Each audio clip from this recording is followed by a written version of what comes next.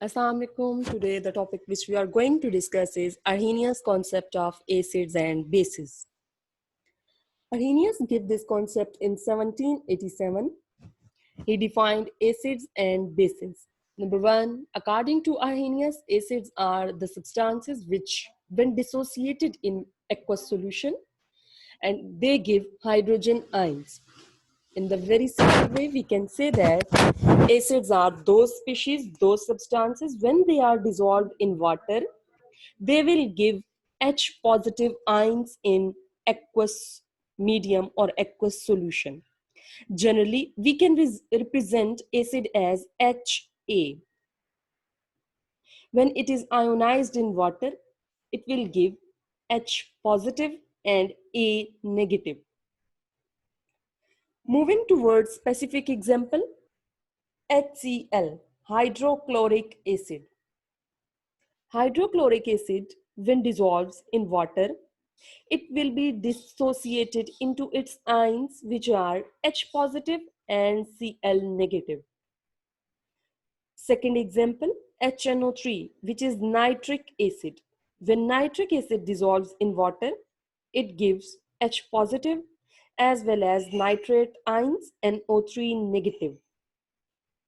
It means, according to Arrhenius concept, acids are those substances when they are dissolved in water, they will lose or they will give H positive ions to the medium or in the medium. Number two, bases. According to Arrhenius concept, bases are those substances which dissociates in aqueous solution to give hydroxide ions. Hydroxide ions are OH negative ions. It means we can say that bases are those species. When we dissolve bases in water, they will give us OH negative ions. Generally, we represent bases as BOH. When they are dissolved in water, they are liberating their B positive and OH negative ion. Moving towards specific example, NaOH, sodium hydroxide, is a base. And according to Arrhenius concept, if it is a base, we will dissolve this NaOH in water and it will give us OH negative as well as Na positive. If it is giving OH negative hydroxide ions, it means NaOH is base. Moving towards second example, CaOH twice, calcium hydroxide.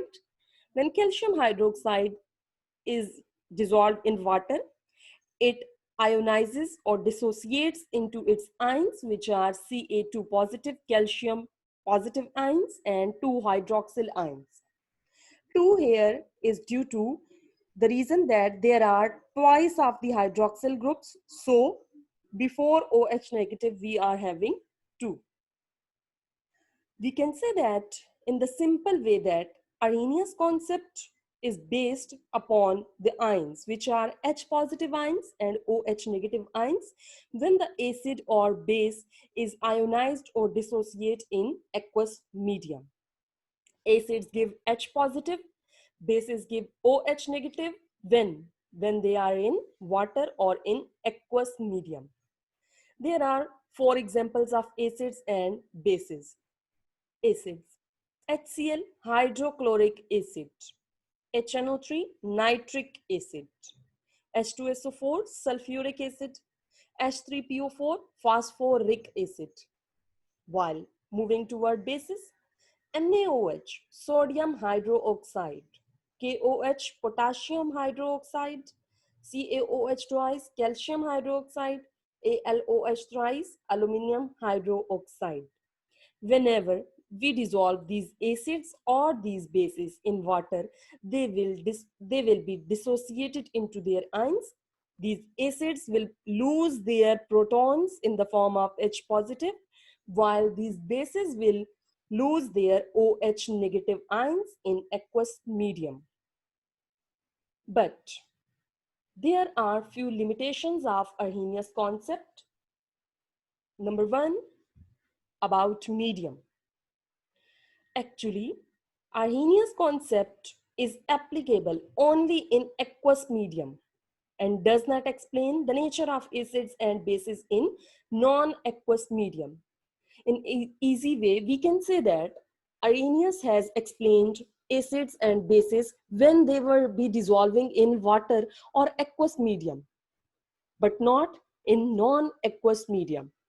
Number two, Arrhenius concept is all about H positive and OH negative ions. According to this concept, acids are those species which give H positive ions, while bases are only those species which give OH negative ions in aqueous medium. It means Arrhenius concept do not explain the nature of acids and bases when they are not having H positive or OH negative ions. This concept is only limited to two ions which are H positive and OH negative ions. Number third limitation is very close to the second one. Actually, Arrhenius concept cannot explain the nature of compounds like carbon dioxide, ammonia, etc., which are acids and bases respectively. It means carbon dioxide is acid while NH3 is having basic character. How?